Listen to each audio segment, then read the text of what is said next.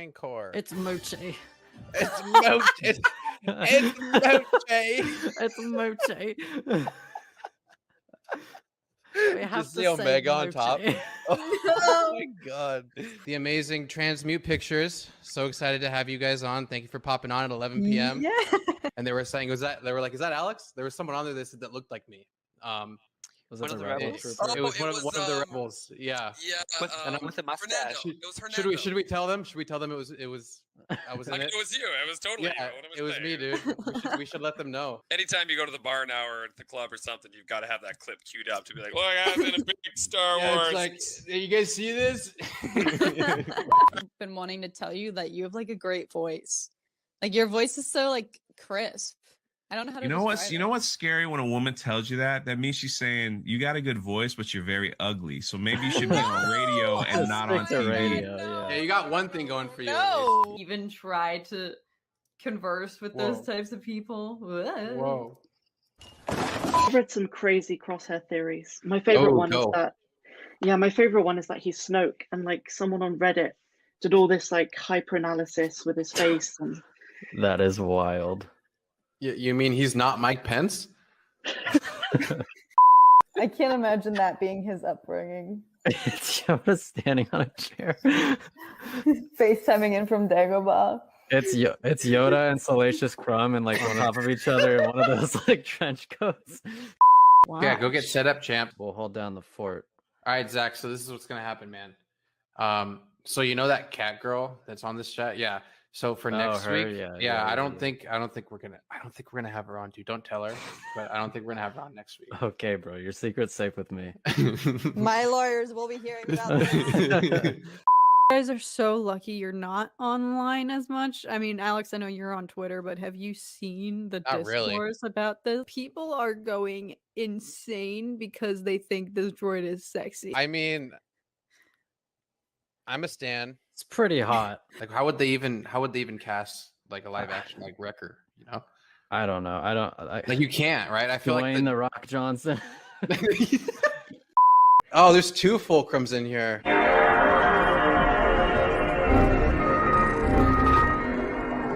You've learned from your mistakes, right, Wado?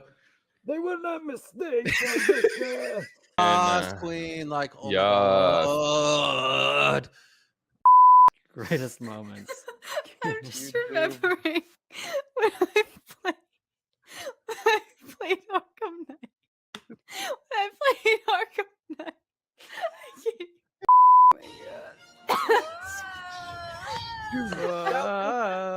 Whoa.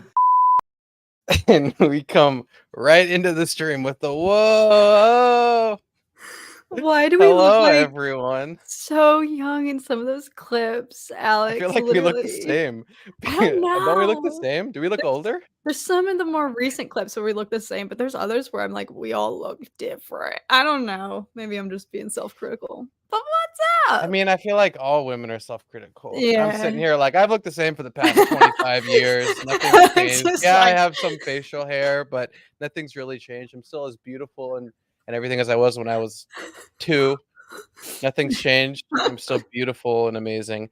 Unfortunately, I'm so sorry, but Lord Zach is down with the sickness. Get up, get down with the sickness. That's cute. Wait, did you know that we need fulcrum. We need fulcrum to put the music in Yeah. and just have like your head popping. Yeah, he is sick.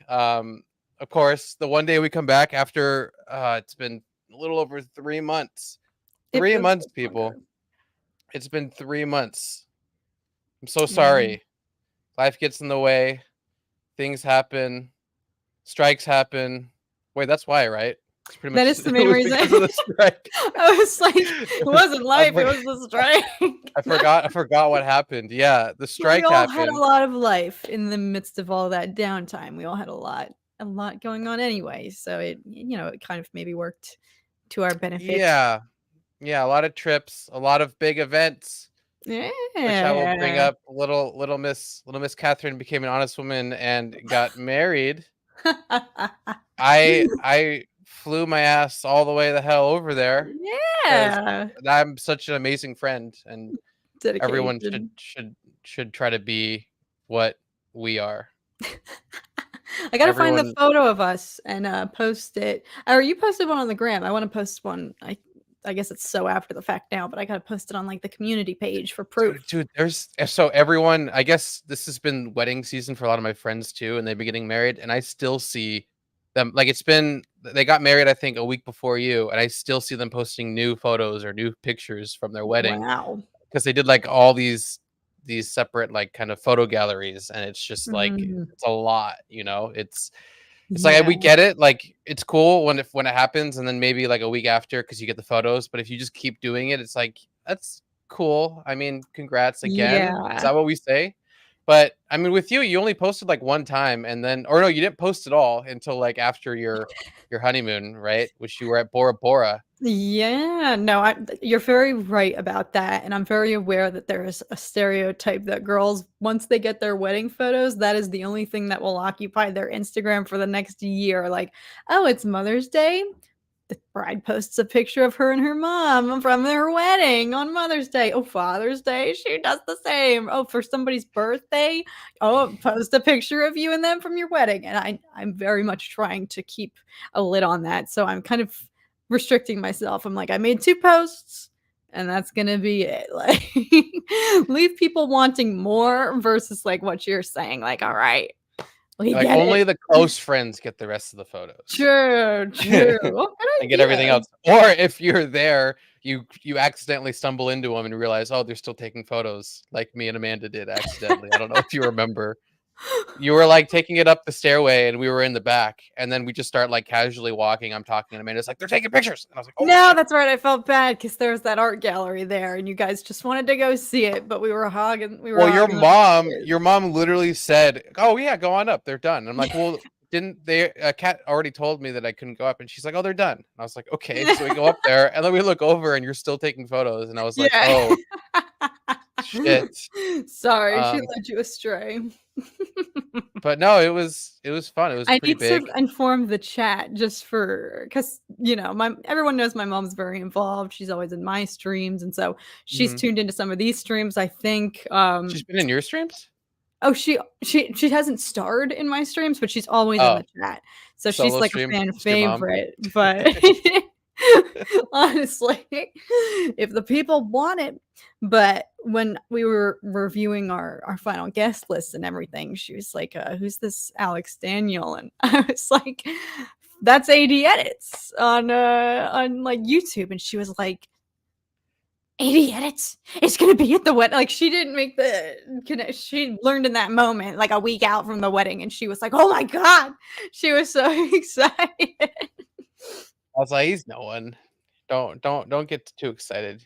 Yeah, you're funny. They're all too nice. They're all such nice people. Everyone. I Oh, might. God. Oh, okay. No, I'll tell you after. I'll tell you after the stream. The thing I have to tell you. That was what I was gonna tell You you. remembered? I'm Yeah, making a mental note. remembered. Tell me what Yeah, you remind me after the stream because it's not something I want to say Tell me on the here. But scoop. it's golden. But yes. Okay. Now we shall address the chat. Hello, okay. We got Shawnee Yeah. Boy, Mr. Fett. Welcome, Stanley's, and Alice. Alice, you have no idea. Queen. Yes, we have missed you dearly. I go to bed thinking, man, Alice. I haven't seen Alice in forever. I haven't talked to Alice in forever. And The I miss Alice. queen. I missed everybody. Mummy Barbs. Yeah, that's her nickname for her. She's a fan favorite. She's a fan favorite. Yeah, your mom's the nicest. I'm glad. We're not here right now ripping apart everybody. I'm glad you're not like everyone at your wedding was awful. Yeah, I think Alice said something. She was like, Alex's wedding next. Yeah. And then all I have to say to that is maybe. You never know. Zach could get married. Zach could just get married next year. You never know. Or the year after. Or the year after that. True. You know. True. No hinting at when I'm gonna do it. Or, but Amanda watching in the other room, like, yeah, I'm hoping. Well, she always happens to watch anytime there's a question about her too, randomly. She'll like hardly ever watch it, but she'll be and she's like, I saw that thing you said that one time, and I was like, you saw that out of the past 30 or 40 plus streams, that's the one that you happen to tune in and watch. She has like a spidey sense. Charlie! Charlie for 30 months. Holy shit. Wow, 30 months? Have you been a member since we started? I hate that it does. My brain can't compute that. Like 30 months sounds like a lot, but I need to hear that. That's a year and. No, it's 2 years. That's 2.5 years exact. Yeah. Like, why can't it say that? Why can't it say member for 2.5 years? It's like women with their or like baby. in abbreviation for people who don't know math. 2.5. Yeah. 2.5 years. Yeah. Like women Make it when they easy. have like, oh my child is 47 months. It's like, you mean 4? Like, I still can't do math. I don't. Math here. And Tom, while I got you, that was a fun wedding, man. You guys, that was great. Good time. Thanks for the invite. Yeah. As soon as you guys started members. Oh, as soon as we were able to. I think it was like a threshold, right? Yes, YouTube sets a goal. YouTube sets a goal. Man, it feels good to be back. I know. All right. Our first order of business. We wanted to talk about this forever, right? We even wanted to do live streams. We wanted to do everything, but we could not because of Oh my the god, that's strike. right. That's Right? right. Yeah. But did you, when you did your reactions and everything, did you record those preemptively and then post them after, or did you just wait and Oh no, I'm no Mother Teresa. I was totally watching the show actively live, and I Oh would no, I record mean like the reactions for the trailers that you just recently posted, right? Or were What those trailers? recently? Didn't you just post some reactions? Yes, House of the Dragon, Percy Jackson. I didn't film those until after. Oh, so you didn't That's film right. anything? No, I was filming the Ahsoka reactions. Oh, During I'm not a saint. I was still watching the show. That's why I binge uploaded them. And everybody was like, holy smokes, she's pumping out these reactions. I was like, yeah, they've just been sitting edited, ready to press send. This is Kat's editing process. She records it, puts it in the editing software, stares at it, and says, I'll start this tomorrow. Tomorrow comes, moves one clip over. I don't know if I want to do this today. Takes a break, comes back the next day. Did it. Done. In the bag. Good for another month. Export. Export. Oh my god. But yeah, no, okay, so you haven't been really posting content. I felt like I didn't really know where I stood because I'm kind of like an editor, and the promotional content was still running, right? It wasn't like an actor thing. It was it was an actor thing and a writing thing. It wasn't like a post-pro editing thing, I guess. So I didn't really know what to do. I just knew all I could do is stand in solidarity with you two, right? Because you 2 are kind of like on the front lines there. I'm just the guy in the back that says, should I come up with a gun and help, or should I just watch them go? And then Zach is just like, no, Kat, just keep going over there. There's just a little mine right there. You can survive. And then you take the hit, right? And then no, but luckily we didn't do that. Luckily we all stood in solidarity with the Kat, and hopefully it doesn't affect any future career paths. No. I think we did everything to the best of our ability. Can't say the same for some. No, I'm not dramatic. I'm very grateful that you both were up for that. Zach, I know, also was in the same boat because he has aspirations to do writing and directing, etc. So, just out of precaution for each of us. But there were many people also that I saw who were like, we're going to do it. We're going to tough it out. And then several weeks into the strike, when Ahsoka started, I saw a lot of people abandon that to just continue doing their content, which I can't fault those people at all. And if they have no aspiration to join SAG-AFTRA, there's no fault at all. In general, there's nothing to blame. There's it's just, I was grateful, got to publicly disclaim that you guys were very, very on board, even after I was like, I don't want the pod to die, please keep going. But it kind of really made it easier for me. I don't know if you realize, but like when we had that initial phone call and we kind of were realizing in real time, like, oh shit, it's like, oh shoot. And you were talking about how Amanda was looking Cat up just like, cursed. the cosplaying, limitations and stuff like that. All as Uh-huh. we were actively learning about how we were impacted as, I don't want to say influencers but rather content creators and whatnot. It was extremely helpful to have you on the other end of that, being like, of course we're going to do this, we have to do this, we'll tough it out and we'll be back, and we're back. I can't believe it. I'm so glad. Y'all should have seen me the night that the news broke that the strike had been resolved and they'd reached a deal. I immediately texted Alex and Zach. I was like, we're getting Like, it's happening. Yeah. It's happened. It's working. It's working. Working. Whoa. Yeah. Cat literally called me and just did that on loop for hours. This is Cat called me and this is just what she did. God. Oh, goodness gracious. Hey, you just would not say anything. You just kept, whoa. And was that a loss for words?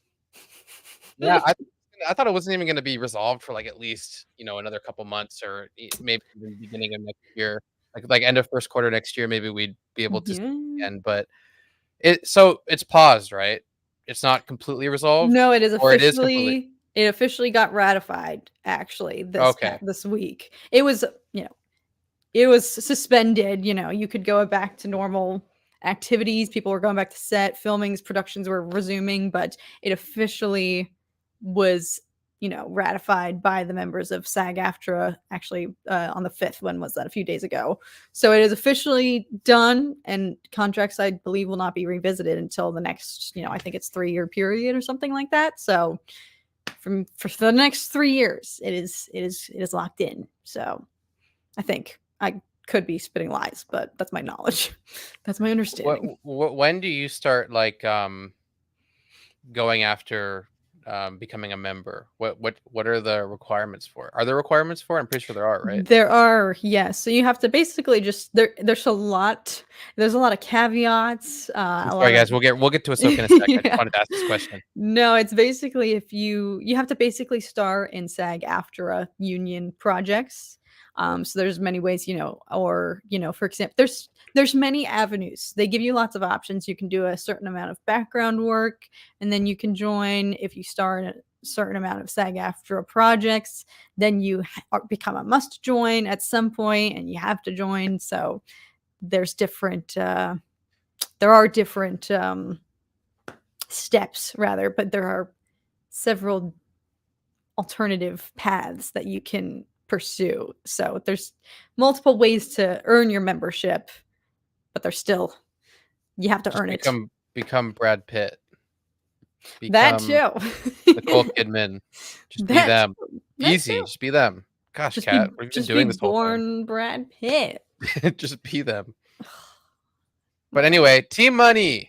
Tmoney. Thank you. You're still a massive supporter here too. After all these months, I see you still subscribe to membership and still subscribe to the channel and still supporting regardless. Same with Sean, same with Fett in the Discord. I still see you.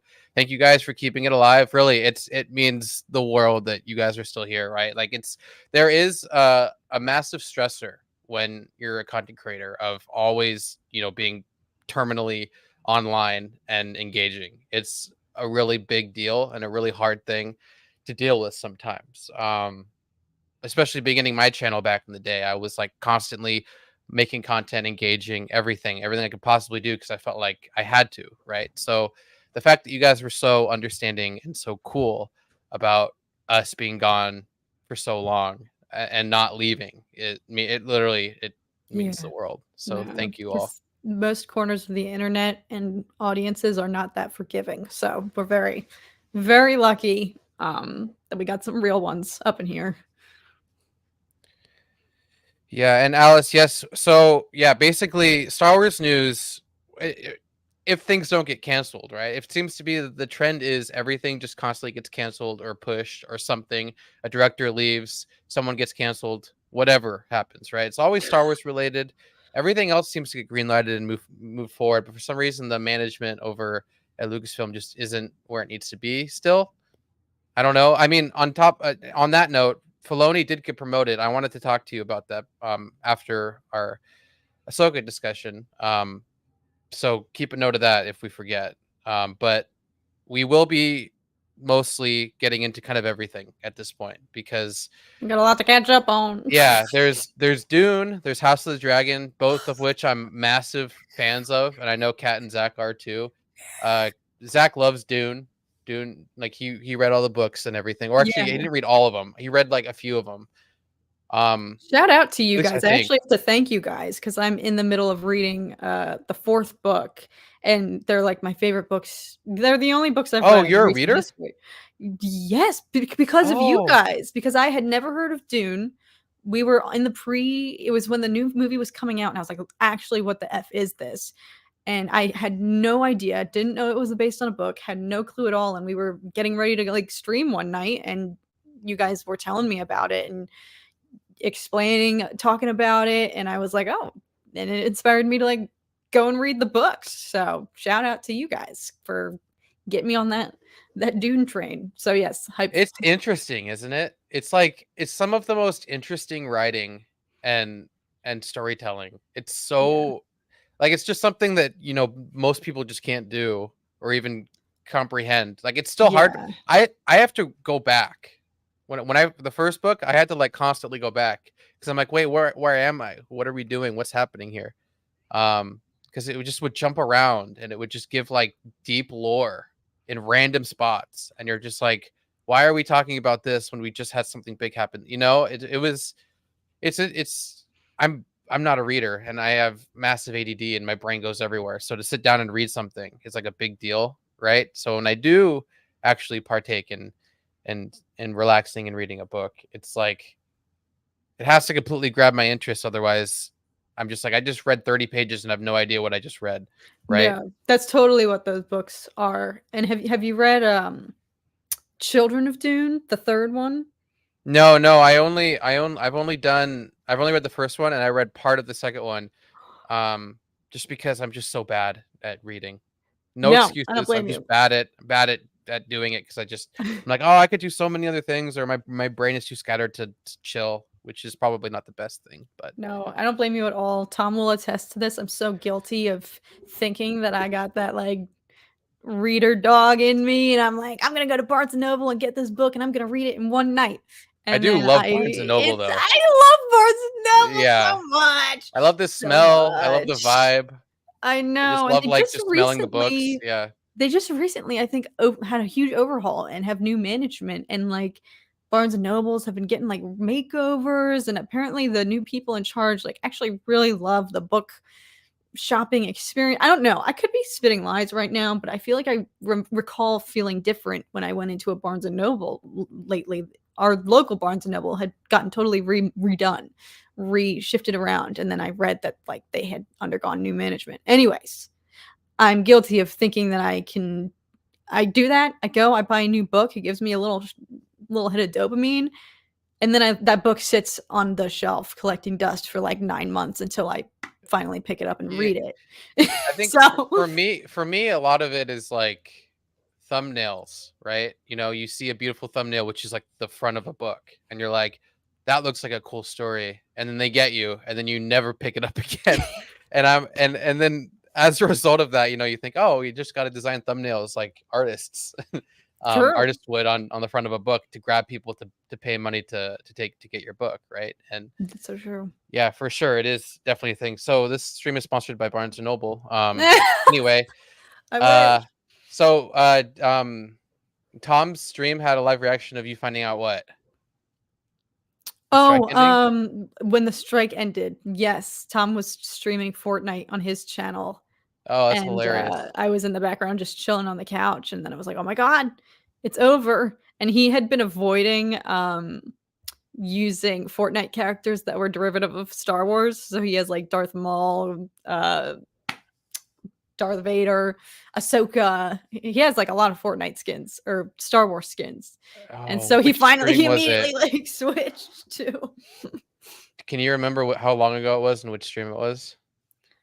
Oh, Tom put the exact one in the chat. He found it in his archives. It was the stream on November 8th with the bananas. Oh, that's right. And I think the bananas is their thumbnail. I forget how deep into the stream. His streams are like 5 hours long, so I don't know where in the stream it would Link be. didn't work. It was a stream on November 8th with the bananas. Okay. But yeah, that was the night they announced that they'd reached a deal, and then I think at mid 12:01 a.m. the following day, the strike was lifted. 1 month ago. That'd be 1 month ago. Oh, bananas. Okay, I see. What's the timestamp? Oh, I leave a don't know. timestamp? Tom says I don't have a timestamp, Oh unfortunately. shit. Okay. It's in there somewhere, but yeah, his streams are quite long. Tmoney. See, I told you, Tmoney's been around forever. 27 Yes! months. Dedication. I gotta get laundry now. Well, we're like family now. Look at you adulting. We are. I like both servers. Met some great people there. Also, there was someone spamming NSFW on Cat server a couple weeks ago. Oh, F. The problem is I'm never that's active on Cat. there That's the anymore. difference here. When Zach's not here, you have to curse. Oh, that's what I. Yeah. Wait, because Zach doesn't curse? No, I'm just saying some random shit now. But you have to curse because that's whenever Zach's not here. Now you have to curse unless you don't want to, right? I don't want you to feel like you have to. No, I don't do it out of respect for you guys. It's a personal thing. I do it. Yes. Okay. Well, then don't worry about it. You've seen me in real life. You know I curse like a sailor, but I try to. I know, but online you can. You don't have to have this. I try to paint a facade that I'm family friendly. the soft suave persona. Yeah, you're family friendly. I mean, meanwhile, I'm over here cursing every 5 minutes. That's probably not going to get you in any family friendly areas. True, guilt by association. Meanwhile, your Discord server has NSFW stuff. Yeah, everywhere, clearly. So. I didn't know. I'm so dormant. I don't even know when stuff like that goes awry. So sorry, everybody. Thanks, Charlie. Doom, Caleb Doom. I know what you were really talking about. If you guys want to see the link, I can just drop the link. I don't really want to go through it right now since I'm on stream, but I will drop it here to see if maybe it works. Somewhere. So you guys can go check that out. Come right back. Don't leave me. Banana in pajamas. I don't have timestamp. God, you had one job, Tom. I know. If only we documented it. Samuel Katzen. Fair warning, though, I might sound very not enthused when the news broke live on his stream because we were literally flying out for our honeymoon the very next day. So I was like, I don't even have time to publish. Yeah, you were all over the place. Yeah, there was a lot going on. Yeah, for you. But so we probably would have taken a 2-week break anyway because of your wedding. To be honest. Yeah, we basically did with the honeymoon and everything. But that's why I wasn't like, yes, I think live when it happened, because I was like, no, I got to post all my videos and I want to go online and just talk about Ahsoka and I want to do a stream and I want to do this, but we're literally flying out of the country tomorrow. So if that's, I don't think I had the most climactic, oh my God, yay, when the strike was lifted. I partially didn't believe it because I, like you, Alex, thought it was going to go on for through the end of this year. So it was a relief, but I was just like, oh, this happened the day before I'm leaving the country for a week. But anyway, do you want to finally discuss Ahsoka? Yes, let's get into it. I should disclaim to everybody that, we usually do our watch parties or whatnot, or we always have our streams. So in the interim, we kind of were just texting each other about, we had to just resort to texting after the episodes. Yeah, we have a little group chat where we talk. I feel like I'm also the only one in the Discord. Zach is never in there. I don't know why he's never in there. He's just always gone off Discord. And then I don't even think you're in our Discord, Cat. I don't think I am. I barely know how to use Discord, so make sure you ask Tom to just get you in the Discord. So you can actually be in there. I should have him operate my own too. He probably knows how to use it better than I do. Just being in the evil Ewoks, you're not even in the evil Ewoks. Oh God. But yes, okay, so the strike happened. The trailers happened. We couldn't talk about the trailers at all, right? No, I think we were able to discuss we're talking about the Ahsoka trailers, or what trailers? Yeah, are you talking- did we discuss the trailers on stream? Yeah, because those Okay, had come out in like April. I think. okay. So So we talked about the trailers, what we thought. Oh yeah, we did. That's right. Okay, it's all coming back to me now. And then it's been so the show long. came out, and I think we were like cautiously optimistic. Was that kind of like the best, all of us, or were you like, I'm Yeah. hyped? I don't remember. I'm trying to remember. No, I think we were all very much excited, but tread carefully because this is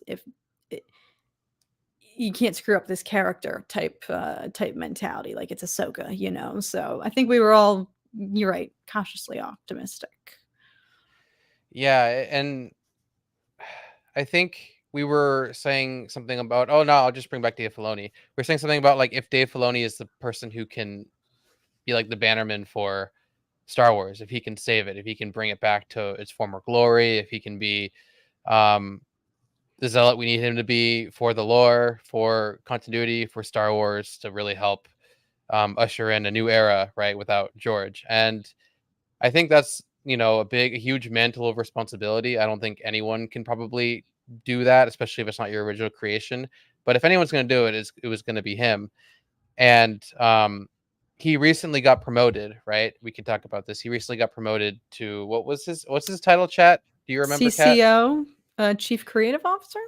Which basically is kind of what he already was. It's just now he has the title and probably like a pay raise or something, I'm assuming, right? Because he did have a lot of input and he was pretty involved in almost everything.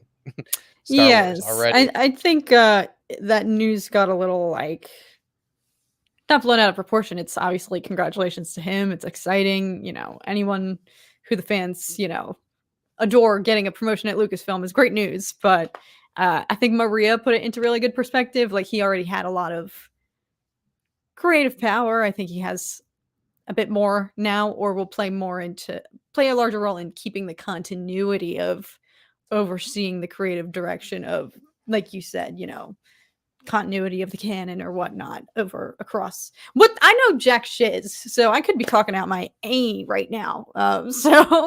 But from my understanding, I think we all know you're the chief creative officer of a major corporation, so you can talk for us. Yeah, YouTube/CatherineLasalle.com. Yeah. That's my major corporation. But no, I think, I do think, yes, he has more overall oversight, but was still highly involved. A lot of people like to point out, I often forget this, that he was involved, he gave consult for the sequels and stuff like that too, which I think a lot of people forget. Granted, my source is other fans on Twitter, so who knows? Can't just curse. We won't tell anyone. Yeah, Mr. Fett with the one-liners. Yeah. So basically, I do think, in a way, they saw the reception for like some of the diehard Filoni fans that were like, the meme of him being the savior, right, up in the clouds. Yeah. You remember when episode 3 aired, everyone was like, praise Dave Filoni, in Filoni we trust, and everything. And I think they realized, oh, I guess the public has a great appreciation for Dave. Maybe we should just, even though he already does this, just promote him publicly so everyone thinks that they're going to get better things or whatever. Oh, you think it was just like a stunt? I don't doubt it. I mean, really, in a lot of ways, titles are meaningless for the most part. Someone can be a CEO and not know much. Someone can be a vice president and not know much, right?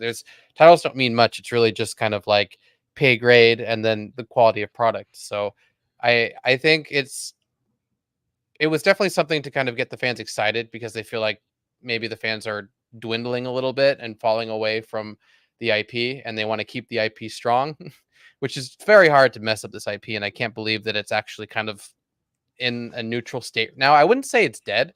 I would say it's in like a relatively neutral state where people are kind of indifferent now. There was like a massive cancellation boycott. Wow, this sucks. I don't want to watch anything Star Wars puts out. To, I mean, it's okay, but at this point, I don't really care, right? So there just needs to be that spark that'll light the fire, that'll burn the first one. No, I'm not going to quote. No, you're right. I do think Yeah. the vibes are different. I think the fatigue has kicked in. And I think a lot of people who actually said that they're done with Star Wars have just stopped watching. It's like a different energy in the fandom, I feel like. Oh, I thought you were gonna finish your sentence. No. I'm so sorry. Like, you know how No. when you say I feel like, and then you say something. No, you're right. You're right. No, I don't know. Cat's brain I just feel like broke I a little can't. bit. It's hard for me to put my finger on. What the F am I saying? It's hard to put words to how to describe, the behavior of the fandom. But You're I do tongue-tied. I do think a lot of people are just kind of indifferent, like you said. I think we need a shake up. I don't know, but we're at a lull period, I do think, in the fandom. Yeah, I mean, according to the audience score, right? I feel like this kind of says it all. This is generally a fresh score, right? It's generally positive. Rotten Tomatoes, you can, take with a grain of salt. People can say all sorts of things about, whether they're corrupt or the scores are accurate or whatever. But based off of the amount of people that have submitted audience scores here, right? You can kind of say, okay, 69, great number, by the way. 69% of the audience, which is, positive, over 60% is fresh, like it, which means, most people didn't, but more than half liked it, which means it's not dead, but part of the fan base is still there and still enjoyed it for what it was, right? But for Ahsoka, I think we discussed it needed to be that next big thing that launched the IP back into what we know it as, right? It had to bring us back to what we missed and what we felt when we watched the prequels, not the sequels, the prequels, the original trilogy. Even in Andor, right? Andor kind of has that. It's in a different way, but Andor still has that high quality differentiating factor that most IPs don't have. And when you start throwing out kind of generic storylines, or I feel like characters that are rushed or kind of annoying or not fleshed out completely or have plot armor, people are going to become disinterested. They're going to become annoyed. They're not going to be as invested in the story or want to see it all the way to the end as they would be if, it's just written better. I think the biggest problem here is they have a small amount of episodes, right? And they have to cram in a big story. They have to cram in like Filoni's side quests. They got to cram in what Ahsoka's doing, the purpose of it. They have to cram in Thrawn. They have to do all this and then set up the next series or the next episode going into what Thrawn's doing after, which would be in the next season. But I just feel like this should have been like at least 12 episodes or maybe even more, or just hour-long episodes, if that. I feel like that's one of the biggest things that I think Star Wars is suffering from, is they're depriving themselves of high quality long form content, and they're just creating 26 episodes segmented from like a film. Like they're taking 8 episodes that would probably equal like a 4-hour movie or something, and then just throwing it in 8 episodes, as opposed to just creating a cohesive 2-hour film, or extending it out and branching out the characters in like a 10 episode or 12 episode format, where each episode is an hour long, where you can really dive deep into the characters, which is what Andor did great, right? Even though there's no lightsabers and everything, the thing Andor did great was it really made you feel like a part of the world with the sensory details of the world building, and just the character development and the motivations and the struggles. And here it kind of just felt like Ahsoka, and I hate to say this, right? Because I do like Ahsoka as a character, and I do like Sabine, but they were kind of two of one of the biggest problems for me personally. I had in the show, because it felt like she just kind of was relatively monotone and disinterested, and then just for some reason was so overly confident all the time and never kind of failed until then she did. But then no, just kidding, she didn't. The only like I said, the only episode for me, or the only 2 episodes, was episode 3 and then Thrawn's return episode, because it was setting up the stages for what could have been great following episodes, and then I felt like it never delivered. That was like the biggest gripe with me. I felt like they set up great episodes, great stages, and then the following episodes just kind of felt like they backtracked. No, that's very, very valid. I hear you completely. There was a lot of discourse about. I don't want to pin it down on just Rosario's performance because I think a lot of it that people don't understand is directorial. Like you as an actor you got to do what your director is asking of you. And it also comes down to what take do they want to use. So like I don't like to pin it just on the actor because there's a lot of factors at play. But I know that was that is a valid a complaint that people had that it didn't feel like Ahsoka. I just watched a really good video essay from Drew Gooden. I don't know if you know who that is. He's like a commentary. He's more of a talked about comedic. Drew Gooden before. Wait, we have? Okay, I effing love him. Yeah, he's hilarious. Just published a really great video about Star Wars and how the quality, the content varies. You'll probably actually really love it, Alex, because he's really kind of reiterating a lot of the points that you make. Quality of Andor versus shows like Ahsoka and Kenobi. And he pointed out that her performance, that stoicism, that kind of wise, melancholy air that she had, the way she carried herself, worked very well in Mandalorian. Because that was kind of like the place for it.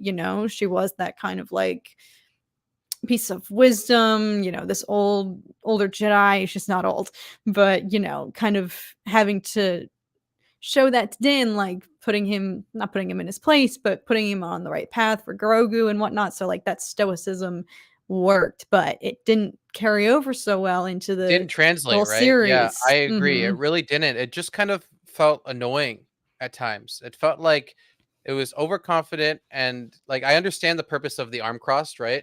But I just felt like she did that too much, even, right? I just felt like it was just there wasn't a whole lot of range or dynamic acting, which Rosario is totally capable of. Right? She's so incredible. That's why I always say it is not just about the actors, because we've seen every single actor who's really amazing also give a not great performance, and I always think it's who's directing them. And and sometimes I'm not to say that some directors are bad just because they get actors to give bad performances. That's not what I'm trying to say. I'm just trying to exactly your point. We know she's capable of amazing stuff and she has great range. And I really it was like a breath of fresh air when she finally like smiled and let loose and felt like so free after the events of what was it, episode 5, Shadow Warrior, when she underwent like that transformation and almost kind of like, I don't want to say like baptism, but the symbolism of the water and like being cleansed of like all of this just like weight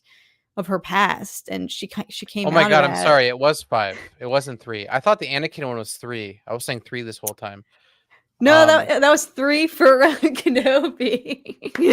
Episode 3 up. Kenobi. Yeah. No, it's all right. Yeah. But yeah, episode 5, that was very refreshing. And then it kind of felt like this was a directorial choice, I guess, to have, very different, stoic, melancholy, Ahsoka with this clear weight, this clear baggage, and then seeing her then with like a clear mind, clear conscience, and she looked so much happier and just better and like had some of her spirit back that I feel like is reminiscent, because I'm trying to also keep into perspective. Well, no, I'm going to retract that. I was going to say we only know her behavior as her teenage self, but we see her as an adult grown up in Rebels. So spoiler alert. So no, it's not even attributed to the fact that we know her mostly as a teenager. We have seen older, more mature renditions of her, and she still has like spirit to her. So yeah, but again, want to reiterate, that's not bashing Rosario or Dave or any of the other directors, who got the performances from the actors.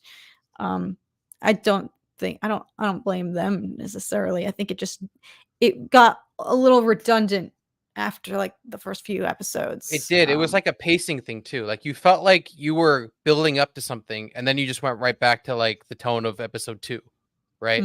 Like they were just sitting there talking like nothing's changed. Like remember when they're all together and they're just kind of floating on a tank or a ship or something on the planet and everyone's like, as if nothing happened or everything's all good. It had the same vibe and the same back and forth, like right when Sabine and Ahsoka first met after a long time, right on the ship, and they were having their back and forth. It was just like that all over again, because obviously Sabine made a bad decision or a bad choice by saving that that MacGuffin and resulting in the ship powering up and leaving and getting the coordinates to where they needed to go to save Thrawn, right? Like she made that mistake, and which proves she's flawed, right? She really wanted to see Ezra and everything. But it's just like the tone and how like her face and her acting, like after that, just kind of felt like I don't know. Like it just felt like it didn't have range, or it didn't have that je ne sais quoi, right? It just didn't have that it factor. Yo, I want to be future goal. I want Alex to direct me in something and pull me aside and be like, "Listen, you got to bring the je ne sais quoi." It just didn't have it, right? And that was like Sabine, obviously, right? I remember they were hinting. I remember we were talking briefly. I don't know how chat feels about this, but I really didn't like the whole force sensitivity thing. I know they kind of hinted at it in Rebels, but I was always indifferent about it, because for me, the force is like, this. Not everyone has it, right? It's not something that you can just conjure up if you have the right training. You have to be born with it. You have to be special. That was why the Jedi were so selective and they went searching. And you could say that was their hubris, thinking that only the special people could be Jedi and use the Force, right? That's an argument, but I don't like that argument. I do like the argument where the Jedi Knights were a secret cult of Force sensitive people of a rare sort in the galaxy, right? Not everyone just has the Force, right? You can have it in you, but the ability to use it and conjure up it was something that I always instilled in my brain, is that you had to be special. You had to be unique. You couldn't just have a famous Jedi Master train you and all of a sudden you can use it, right? So that was always my intention. What was your intention of the Force?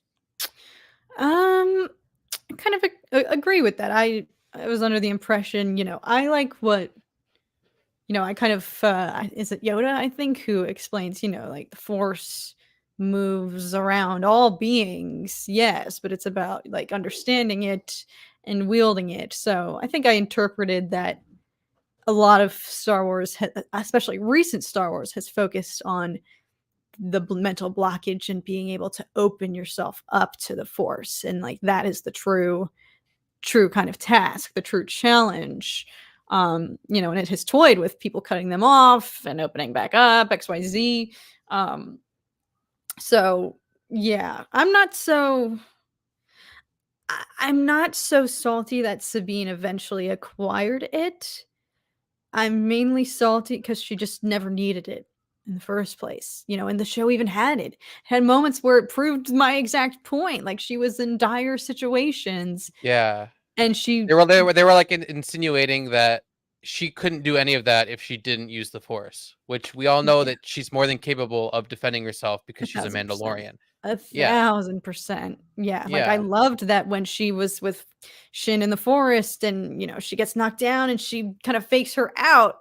I think she genuinely, attempted, I don't know whether she was she knew she wasn't going to conjure the Force in that moment and she was just faking Shin out, or if she actually had a moment of trying to use the Force and it just didn't work. But I love that she reverted to then fake her out and use her little Mando thingies. Like that's at a point in the show where I thought, yes, dial into this message that she is worthy. She should have self-worth.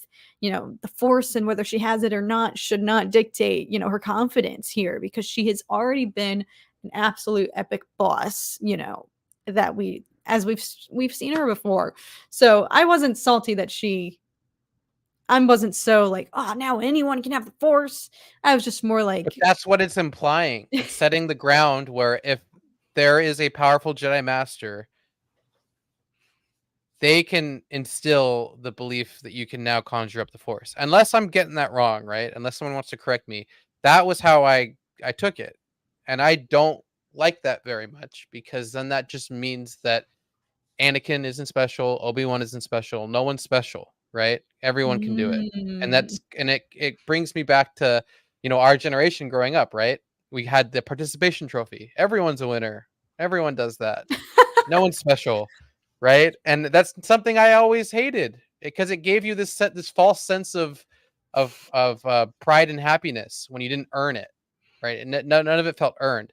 And not saying that Sabine hasn't earned the right to use the Force because she's badass and she has these abilities as a Mandalorian warrior, but that just because she's powerful doesn't mean that she can just use the Force now. And that was something that it didn't sit well with me. And they were hinting at it in the beginning. I remember when I saw that mug move, I was like, God fucking damn it.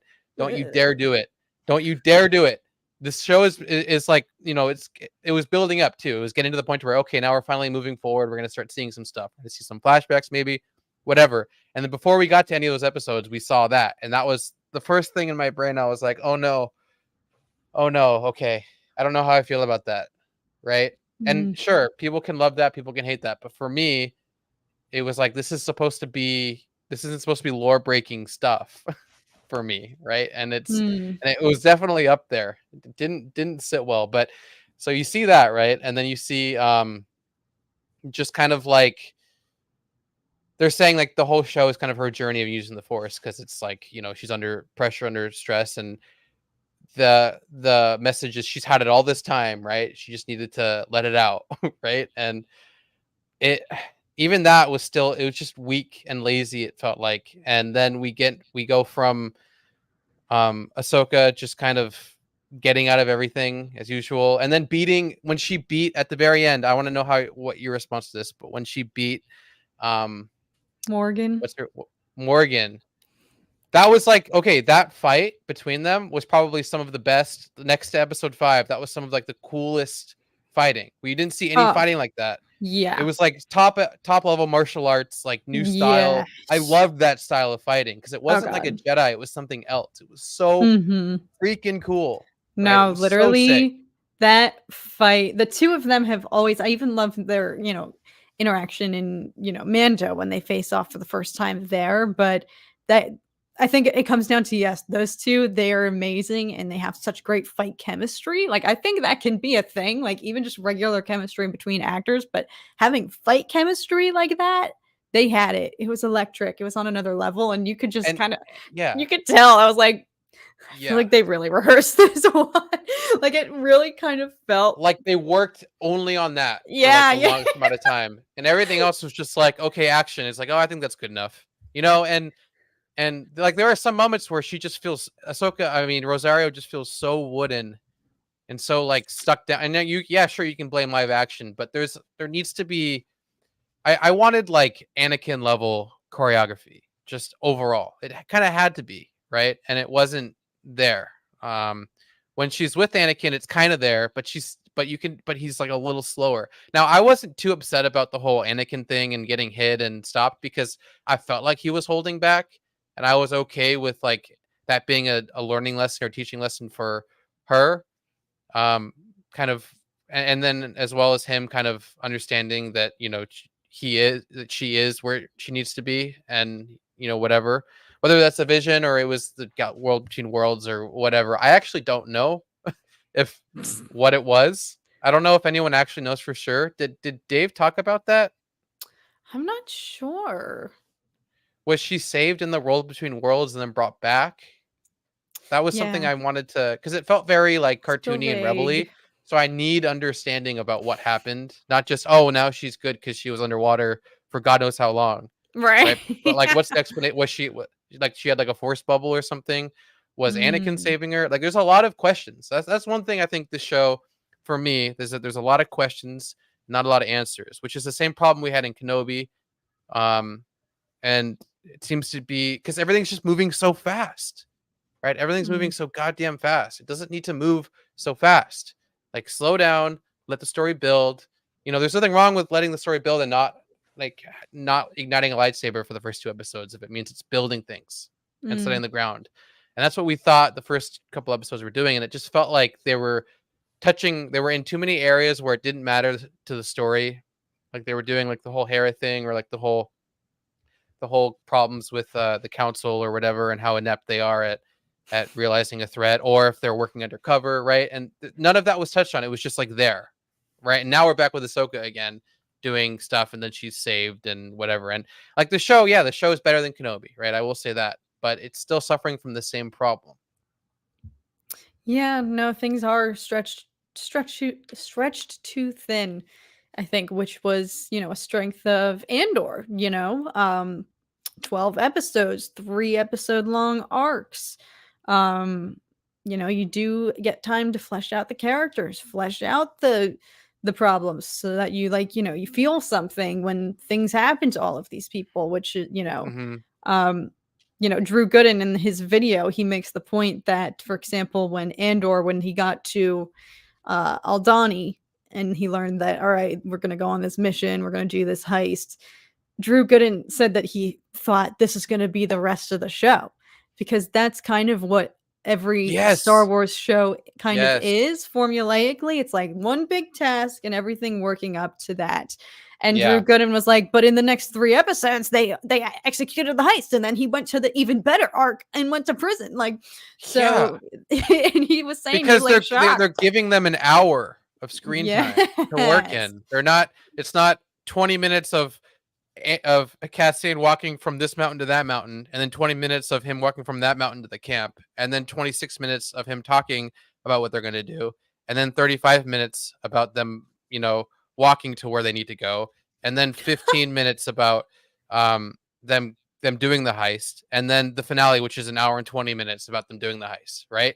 Like that seems to be what they're doing. Like the premiere is an hour and 10 minutes or whatever for God knows what reason, and then the next episodes are like 15 minutes or 20 minutes, right?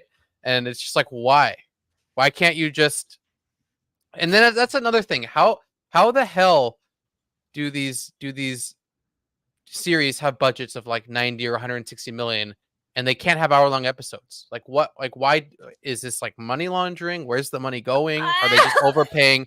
Are they overpaying actors? To save our asses. This is alleged. This is alleged. This is alleged. This is alleged. This is just nonsense speak. But I'm just saying, it's a good topic of conversation, because why is it that House of the Dragon can have a smaller budget than Ahsoka?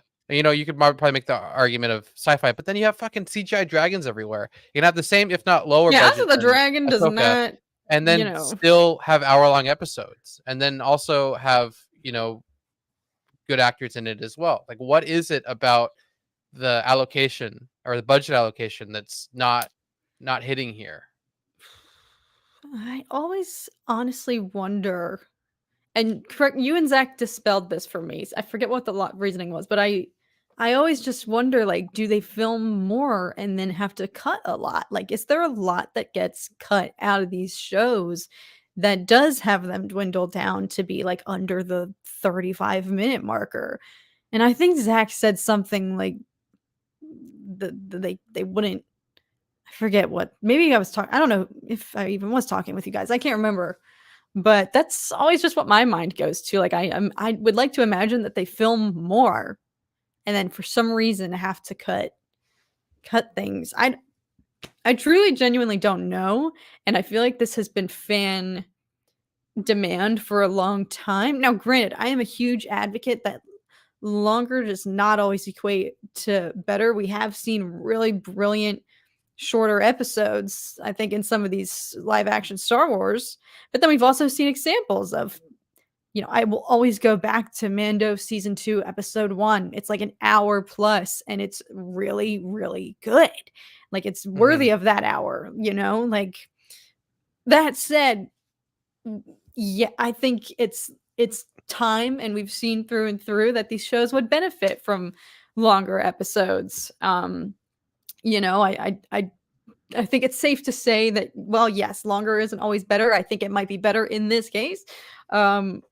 But I genuinely don't know what the reasoning is, because I think this is something people have avidly been speaking about, asking, why can't these episodes be longer? It's like disheartening to see when you log in, 33 minutes, and that like 5 of those are going to be credits. So I don't know. Yeah, the fact that we have to count down how much is I insane to always me. do mental It's math. insane, right? Each episode should make you feel something and satisfy some part of you for the story, and then lead into the next part that you got to wait for next week, right? Succession did that great. House of the Dragon does that incredible. Game of Thrones does it incredible. Euphoria for me does it incredibly. I don't know if everyone likes that show, but that's just another example, right? It's just, and they're all an hour long because the writing is there. I don't know if it's maybe just they're writing them too short. They are too simple with the structure, or they're not. I don't, I couldn't even guess at this point, but there's just something that needs to change with the quality and the length of these shows to make them better. Like Ahsoka, if each episode was an hour long, I'm sure the show would have been so much better. For example, and I think we all discussed this. Yeah, we talked about this in our group chat. The episode, I think it's episode 2. No, it's episode 3, where they end off in the forest on the really amazing shot of Balin, and you know what's about to happen. The hunt, they're about to finally face off. And we were talking in our group chat, like that deflated it so much. And it would have been incredible if the episode could have just kept going. Just bleed into that, Like I loved all the sequence before, Ahsoka fighting in space. It was fun, and Star Wars needs that fun. But then right as it got to like the best effing moment, it cuts and you have to wait then a whole week. And then it's like you say, they have to dial back, it's deflated, and then they got to rebuild up everything. And it's just like if it could have just kept going. Yeah, like you have so many establishing shots of just Hera's ass. It just sits there. It just sits there for like 3 minutes. I swear, like 3 minutes of screen time is just her walking. If you could like keep a log of like the amount of minutes Hera's just walking with like the low tracking shot on her walking into frame or walking out of frame. It's like, it's insane how much time they use for that. Just saying, for when you don't have a ton of time, right? You're establishing shots and your buildups of episodes. It should not be like a third of the episode. Like, I'm sorry, right? I'm sorry. It's just that's just how I feel. If they were an hour long, right? You can be as cinematic as you want. You can be as artsy as you want. But if they're only 30-minute episodes, you need to get to the content. You need to get to the story quicker. You can't just diddle daddle around, because then by the time you get to the story, like we've repeated, you're not satisfied. You have to wait till next week, and then you're satisfied with that episode, and then it just repeats the same thing, and it just feels like you're being tugged along, right? And I don't like to feel that as a Star Wars fan. Yeah.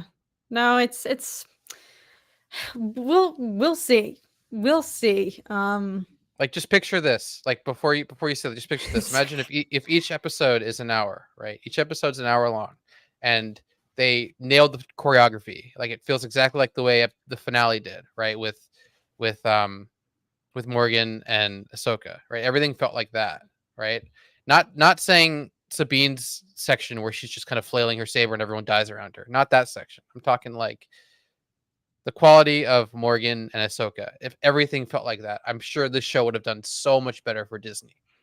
Oh, and that's been a complaint of recent, Disney Star Wars, is the lightsabers just, especially in the television shows, the fights do not feel up to par with the films. And I know there's different, the fighting in the prequels is a lot different than the fighting in the originals. That's obvious, but I think a lot of people hail the prequel combat and choreography as like peak, or at least really exceptional. Obviously, because Ewan and Hayden are machines, they're legends, and they really freaking perfected it. And you could tell even in Kenobi that they picked things up again and got back at it. I don't think it was their choreography that impeded their scenes. I think it was the debates about, the camera work and stuff like that. But no, like that's what Star Wars like should be. I don't think it's too much to ask for that type of combat. It isn't for one of the biggest franchises in the world. It isn't. But we've beaten this horse to death. But I wanted to highlight Sal's comment, which, by the way, hello, Sal. Good to see you. It's been a while. Good to see you. said right now the best used film budgets this year have got to be Creator, which was great. I don't know if you've seen it yet, Kat, and Godzilla -1, which I have not seen, but I hear only good things about Godzilla -1. And I'm not even a big like monsters guy. Like I don't think I've seen a single like Kong or any of that ever, but I would probably want to go see this one just because of how much everyone's talking about it. But Creator is using what, like a Sony FX3, right, which is a relatively cheap camera, and they were able to film a massive like cinematic film, which proves the barrier of entry to filmmaking is so low. You don't need to spend outrageous amounts of money to create something that's actually fun, right? Creator isn't amazing, right? It's a lot of fun, and the concepts are really cool. So suffers in a couple areas, but it was fun and it was good and it was entertaining. Something that Star Wars has been lacking, and I feel like we might get the same thing with Rebel Moon, where it's going to have that. Yeah, we can go into that in a bit, but I feel like now we're looking for the bit of Star Wars that we're missing in all the other franchises with all the other filmmakers that aren't Disney right now, and that we upsets. have a wandering eye. Yeah, we have a wandering eye. That's a good one. Yeah. No, honestly.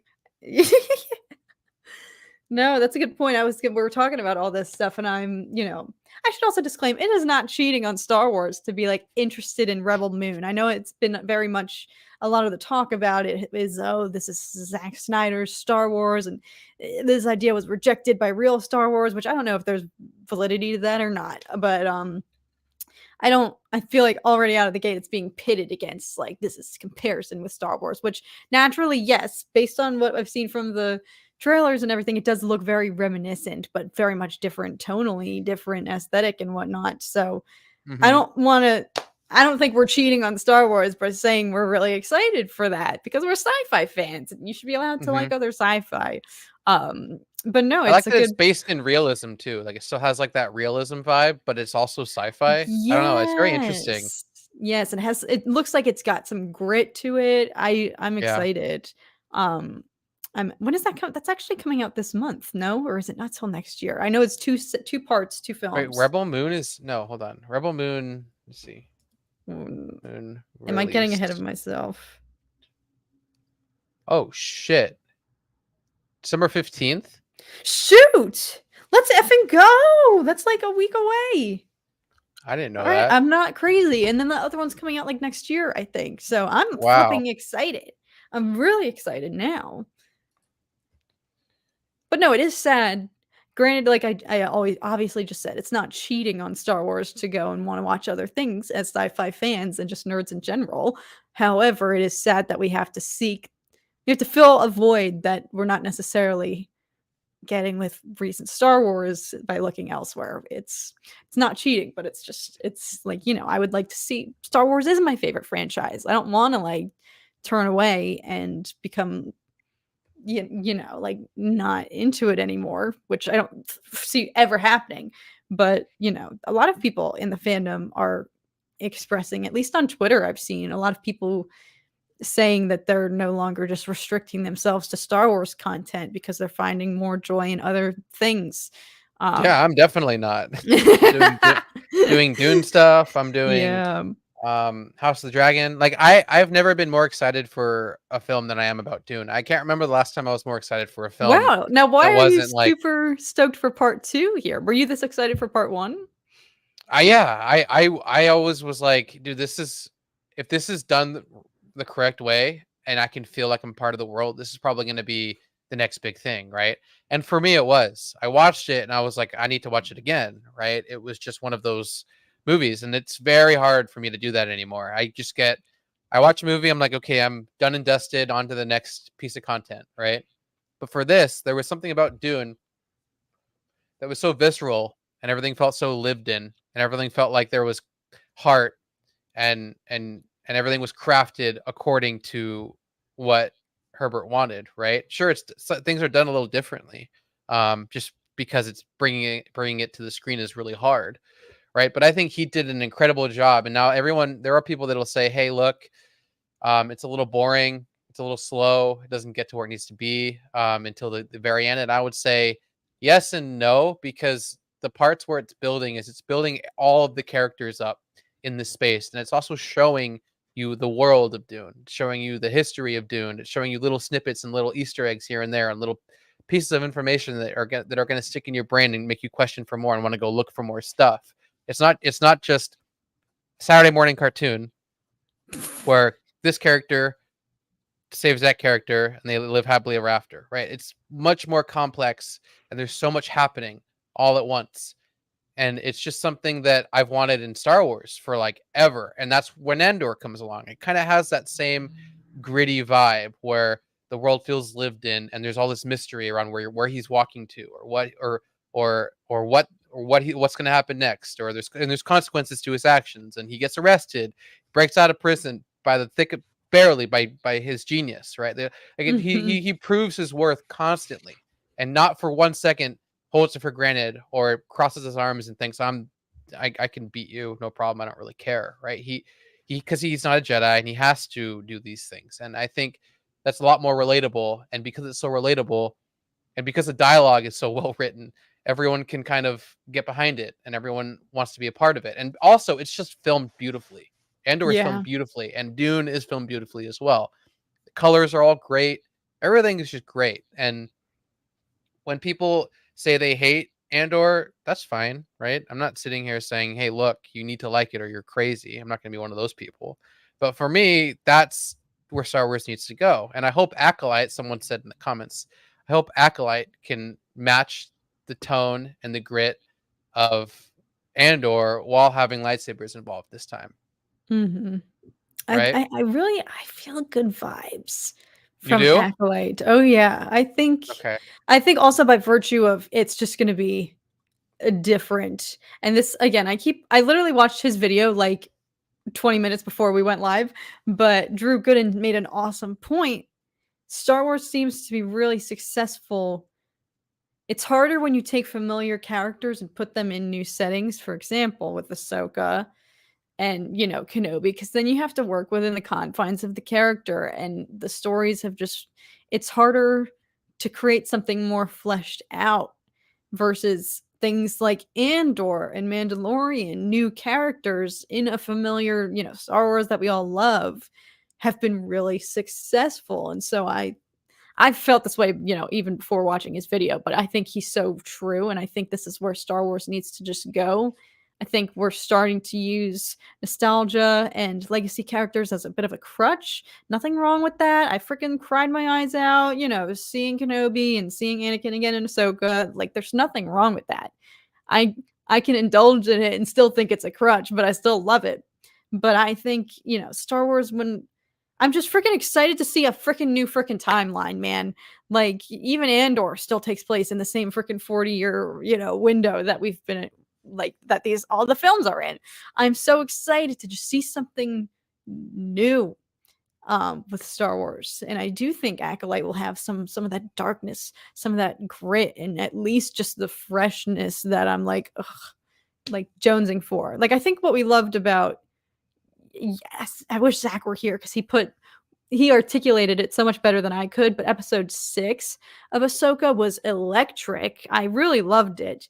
And even though it, yes, does have a lot of the legacy lore and, Dathomirians, the Night Sisters, and of course the Return of Thrawn, it still felt fresh and new and like something we hadn't seen before in Star Wars. And like, that was very invigorating. So that's why I have just high. I think Star Wars just needs a shake up and just freaking get out of our current timeline and go free yourselves of the shackles of the canon that you have to stay faithful to.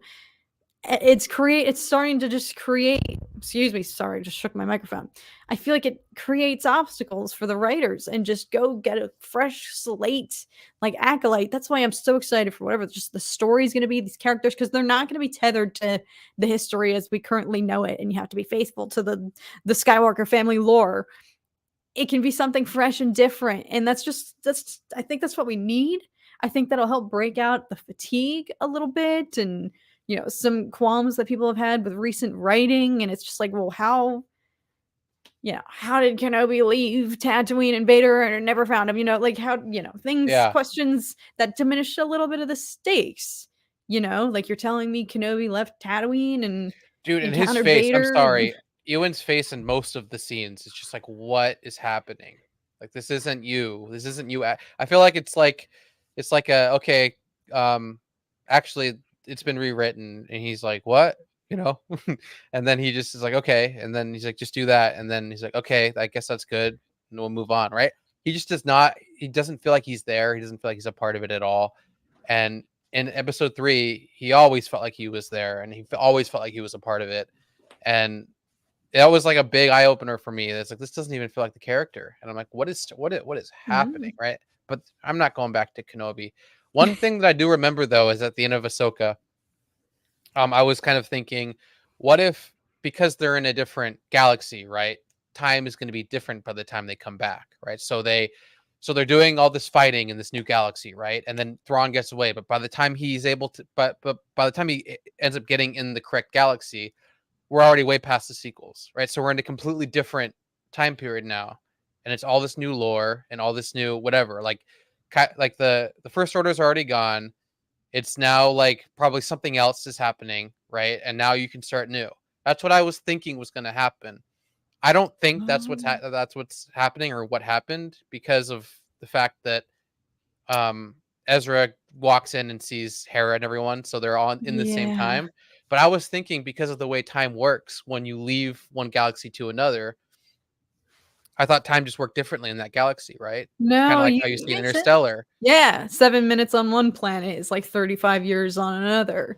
Which so I was thinking, oh shit, what if like he's like, the reason why we didn't see Thrawn in all of these movies is because he's been in a different galaxy, but also because by the time he was able to get what he needed to transport into his galaxy, everything's already happened. Shiz, could you imagine if they set that up and he gets back and then he becomes like the villain for the Ahsoka film, or not Ahsoka, the Rey film, because that's like post-sequel time period. Like, is that what you're saying? Like, he would get back after all of the yeah, I mean, granted, you let's just say the Rey film wasn't even a thought, right? So he would come into this era after the sequels. And Rey could be really old. Rey could be dead, right? Who knows? Like, depending on what the time is, right? True. And it could be like the descendants of Rey or something, or like maybe she started an academy, so there's all these new Jedi or some shit, right? But it's a fresh start. It's something. If you're gonna keep the sequels canon, it's something that separates you from that trilogy, so that you can, I mean, and I know some people are gonna be like, oh, but I love the sequels. I want to see Rey, and it's like, yeah, sure, right, but I don't. This is my opinion, right? I'm not saying what I want should happen. This is just what I want, right? And I'm entitled to my opinion, just like everyone else is entitled to their opinion. You are. Not to deviate, but Serena said that she was watching the Game Awards. Was there actually Alex led me to believe that there was possible announcements of a new Star Wars game. Serena, can you confirm or deny? Oh, Serena, what's up?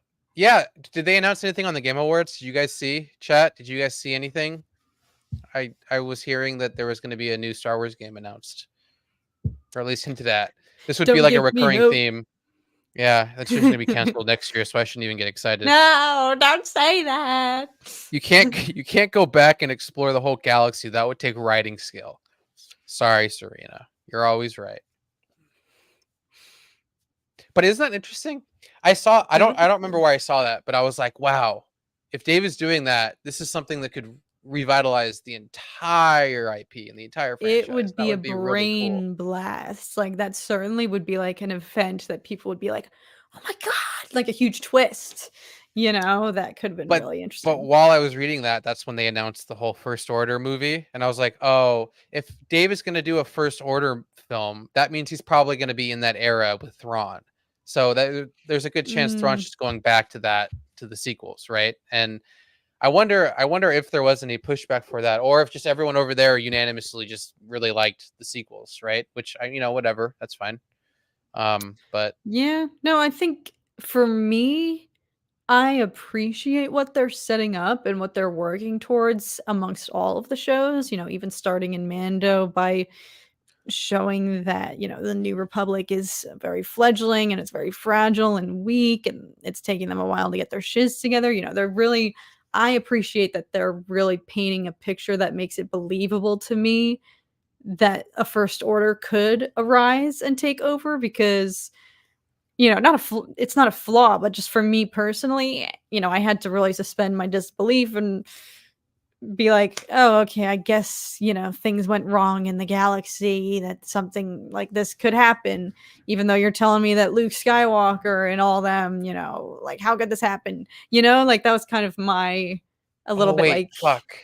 Wait, this Ahsoka takes place after the sequels. No, pre. Oh yeah, because the Empire. God, it's even I get flipped Yes. sometimes. Yeah, So because they're. Yeah. so Okay. Thrawn Oh yeah, no, because they returning won. Yeah, the Death Star blew up. Okay. makes it Okay. Oh believable my to god. me that, like, Brain fart. he can be a vessel, or he's gonna help. He's gonna be the spark that lights the fire that builds the First Order. Our cringe. That's our cringe call out there now. So but yeah, it's. We'll see. We'll see what Star Wars has in store. I think most people, I feel like, are right. I feel like the executives, they see this kind of stuff. They see what people are saying. I don't. I feel like it's gonna go somewhere cool, and I do like that they're building on the First Order more, so it gives us a reason to understand why the Rebels failed, as opposed to just being dumb, which is kind of how they were portrayed in Ahsoka. They're just like, there's no threats.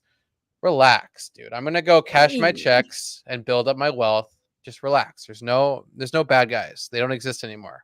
There's just a bunch of warlords all over the galaxy that are grouping together, but we don't have to worry about that right now.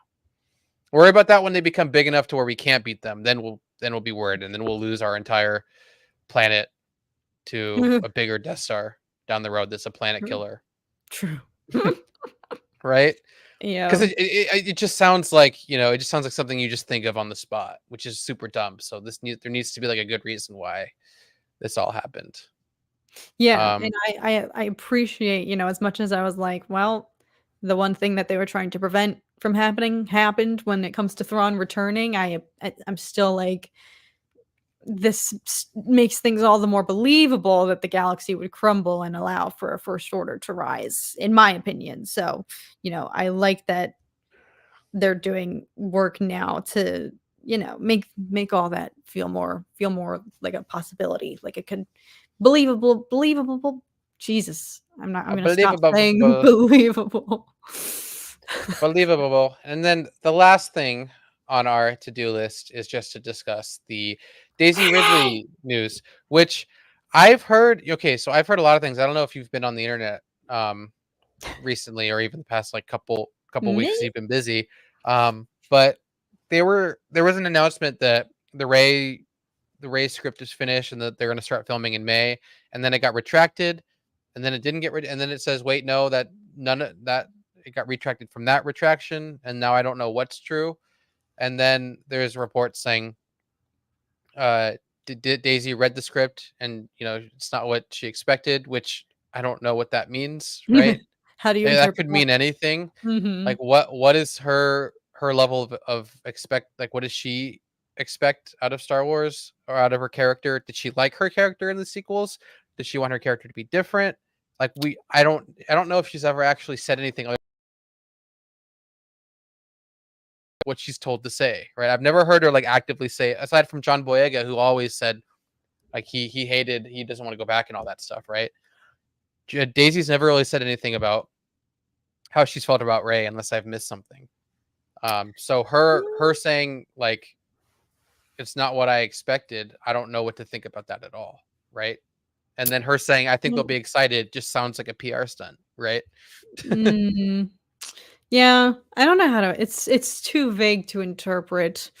It, like you said, it could mean anything. I don't think it inherently implies, oh, negative. I don't expect that, or it could be the total opposite. Oh, it's not what I expected. It's exciting. It's different. XYZ. I don't know. So I'm trying not to, I'll whenever the first trailer comes, that's when I'll pay attention to what the vibe of this movie is gonna be like, because I'm honestly going into this with a lot of excitement. Like I've been actually really craving post sequels content.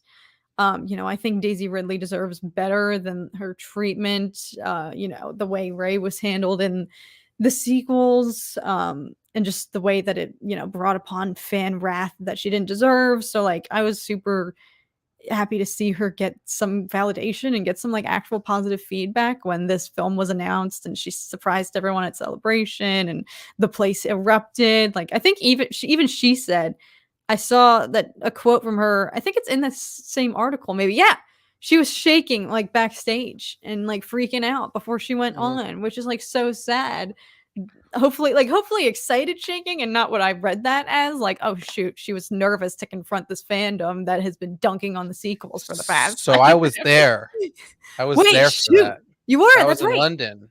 Yeah. Wait, you were in the room when she came out for this? Yeah, I was at that stage. Holy shiz. When she came out, and then I remember in our seats, the entire animated series cast just walked right by us to go grab their seats. So it was like I always forget all of their names, but it was Obi-Wan's voice, it was Anakin's voice, it was Matt Lanter. The Clone Wars.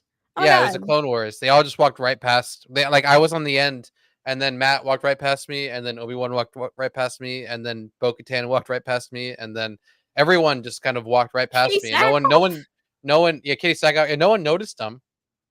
But I was like, wait, that's everybody. Yeah, I was like, that's cool. And then that, because this was like the main event, and then Daisy comes on stage, and yeah, it was loud. Like it was very, very loud. But I mean, I have to say, it isn't. We've had this discussion before. It isn't the best litmus test about the fandom by having a bunch of people who are diehard fans no matter what, right? Good point. It was a room of people going to Celebration. It was a room of yes men and yes women, right? We're gonna say, I love everything. It really was. I'm sorry, it was. There's nothing wrong with that, though. I feel like you can love Star Wars. That isn't like a massive. That isn't like the biggest section of the fandom. I would say. I think they're not representative of everyone. Yeah. It's like a microcosm. It's not a true. You're right. True litmus test. No, that's fair. That's fair. we had to let Zach go. No, he's sick. Unfortunately, on our big return, Zach is sick. But he said he'll be good next week, or he should be good next week. It'll really be our return next week. It'll really be our return. This is our test to make sure you guys are still here and you still care. Alex, about I think you and Zach are more critical of the sequels than I am, but I know Zach has expressed interest in post-sequel content, but I don't know if I know how you feel about it.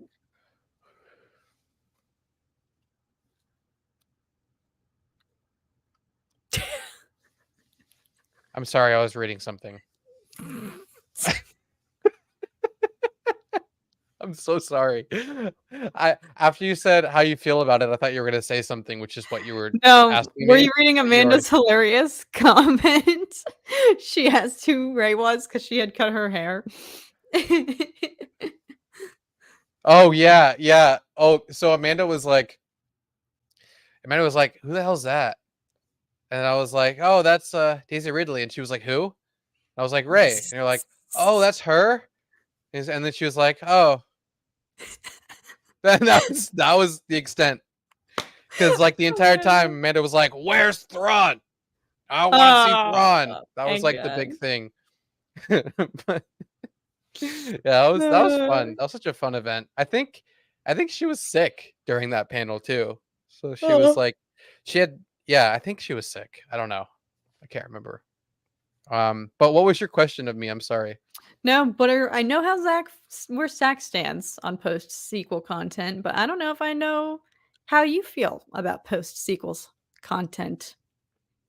Like following the story right after, or? No, I think more in terms of whether you think it will do more harm than good, or vice versa for the fans. For what the sequels I don't know. I feel like people can get over the sequels if the post sequels are just done better. I really do think that if they're just done better, like if you give Daisy a great script and something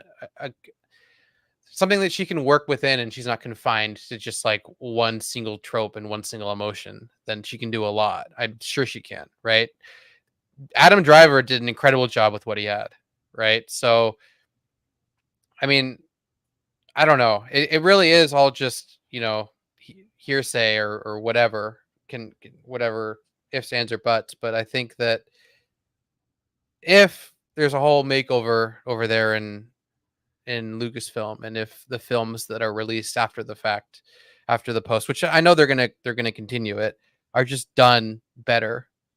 Like, I think visually they look great, right? That's one thing I'll always say. Visually, the sequels looked incredible. They're impeccable. They're some of the best looking Star Wars films or Star Wars content ever, right? But the stories are lackluster and they shit on a lot of legacy characters,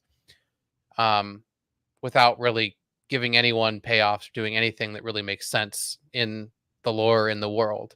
So if they just keep it looking the same way, but just do the script better, I think they'll make their $1 billion every time. I don't see why they wouldn't. Right? People want to go back to the movies and watch Star Wars. It just needs to be. They just don't want to feel cheated anymore because they're sick of being cheated out of quality content. What is slated to come out first, this or Dave Filoni's film, or the Dawn of the Jedi one? Which of the three is? I think slated... Dave's first. The First Order one is first. Okay. Which I'm actually kind of excited about, because if it really makes the First Order interesting and brings back kind of like explanations between that period between 6 and 7, which was obviously a really cool period because there was just wars nonstop. I think it could be great, right? I think with the budget, right? Because it's a movie, so it's going to get a proper budget. And I'm always excited for a Star Wars movie. It's just the script needs to be good. The writing needs to be better. So, right. I was going to say, it doesn't even matter whichever of the three. The first of the 3 films is the luckiest one, because everyone is just going to freaking. No, Alice, what did you do? What did you do? Don't tell her to go back.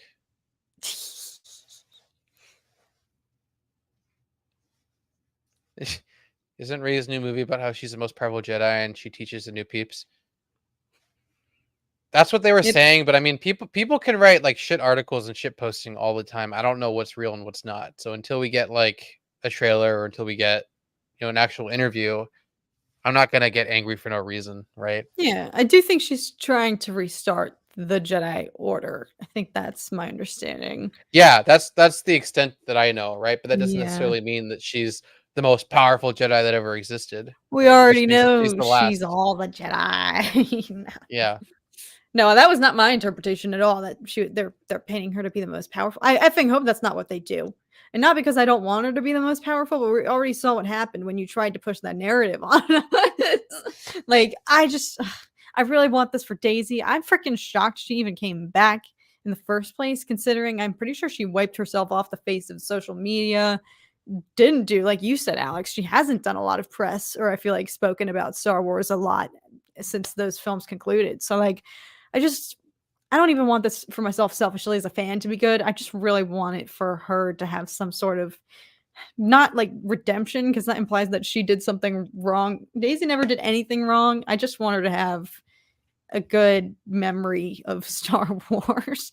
Like, and I wish that for John Boyega too. Like, I know he has expressed no interest in returning, but if there was some hope. I've noticed a trend where these actors and actresses say they don't want to return, and then they just immediately will. Oh, I would love to come back.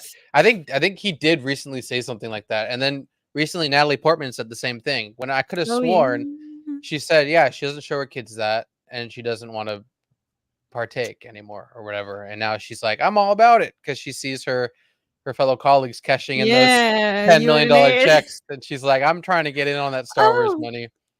No, I would like to I'm so naive, so I would like to believe, I'd like to hope it's not just for the paycheck, but rather to see something like, Genevieve O'Reilly, a character. Granted, she wasn't in the same, tier necessarily as, the core trio of the prequels, but, someone like her, coming back and getting to just her role so fleshed out. And, she just recently got, I think it broke today that she received nomination for like Best Supporting Actress at, what awards are happening right now? Is she the Sex Education mom?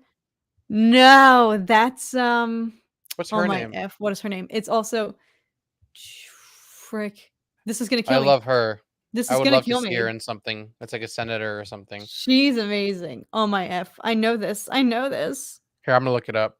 It's gonna kill me so much. You're gonna say it, and I'm gonna feel ashamed that I didn't even think about it.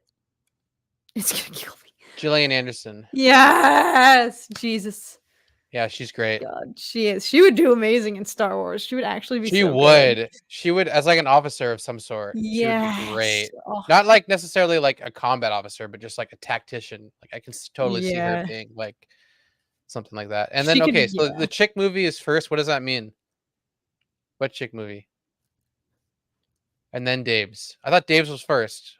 What are the two movies? It's Ray and then Dave's, right? Honestly, the I'm not two. believing anything. All of this, it got pushed back. It got this. I'm I pretty sure am Dave's is still first. in a state of denial that any of these films will come to the big screen, and that's not coming from a place of doubt. That's coming from a place of we haven't gotten a Star Wars film in what 4+ years at this rate. Is that where we're going on? Like, I swear it's not coming from doubt or that I don't want or I don't actually believe they'll come to fruition. I'm so in a state of I'll believe it when I see it now. Like I just can't. I can't even pay attention to release dates, alleged release dates, rumored release dates. I have to just I literally will not believe it until I buy my ticket. Like that's how scarred and broken I am from not Yeah, having the most fun part I think I have is when we get details, like actual factual details, and then we can kind of like guess it's real. Yeah. or like kind of make our own little fan fiction, if you will, right? About what we think is gonna Yes. happen. When you can And then start to theorize. Yeah. That's when Star Wars is fun, right? So I'd love to Mhm. bring that back to when we actually care enough to theorize about what's gonna happen in Star Wars. Yeah. But on that note, actually, I mean, perfect. Good Tmoney. I was segue. gonna say on that note, we're actually probably gonna close out today. But I thank you all for tuning in. We went 36 minutes over for our first stream back after Yeah. 3 months. It's all right. We had so much to catch up on, and it was a Yeah, lot we of fun. did. I just missed it. It stunk so much after every just Ahsoka episode. Granted, it was fun, and it was the only like little sliver of socialization that we could do. Texting each other after the episodes, but it just hurts so much not being able to talk about it on stream week after week. Yeah. So. It was like we can just talk in our little chat or whatever I about that. know. Right. Amanda, the girl director was She's doing Acolyte. she's doing Acolyte, which is a series. Right? It's a series, isn't it? Yes. Yeah. So it's not the movie. We're talking about movies. Anyway. But technically, Amanda right. is right. I think Acolyte will be next up on the roster. It is. I think. So you're not wrong, Amanda. You're not wrong. And then we got Bad Batch too. We'll talk more when Zach. We gotta get Zach up in here. So we can go in detail and in depth about all things movies and Star Wars. But again, thank you all so much for coming in. I'm glad to see you guys still coming back after this hiatus. I know. It Thanks was for not quitting on us. it was a long time, and we do appreciate all the love. And hopefully, you guys continue coming back, and we keep growing together. I think the plan, right? The plan is we're just going to keep going every week, right? For as long as we can go again until our next break or whatever kind of bad thing happens where we have to, Let's hope that nothing happens. leave the scene. But thanks, Matthew. Thanks, Charlie. Thanks, Alice. Thanks, Amanda. Thanks, Tmoney. Love you, Serena. Sean. Amanda. Sal, who probably had to leave for a second, come back. Alice, of course. The Stanleys. Yarn. All you guys, thank you. And for those of you who don't comment, but you still tune in and listen, If you're lurking, may the force be with you, and we will see you guys next time.